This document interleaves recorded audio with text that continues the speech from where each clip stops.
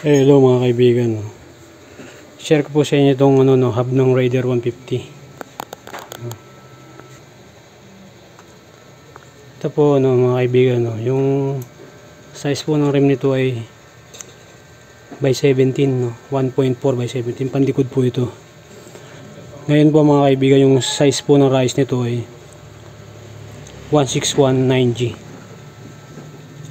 1619G Raider 150 hub, 17 rim, 1.4. Ayan po mga kaibigan, share ko po sa inyo yung size ng rayos, size ng rim, Raider hub 150. Eto naman po mga kaibigan yung pangharapan, nakakalay sa style yung kasa nya.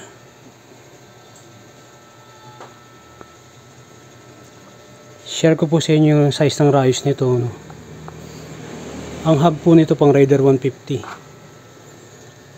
Ang size po ng rim nya by 17, 1.4. Ngayon ang size po ng rayos po nito 1559G 1559G Kalesa style. Yan mga kaibigan ha. Tapos ito po yung panlikod, pangharap, likod.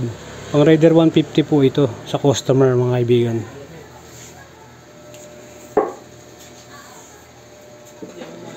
Yun lang po mga kaibigan, share ko po sa inyo yung size ng rayos nito, rim, at anong motor yung hub Raider 150. Yun lang po mga kaibigan, sharing is caring, Turling Moto.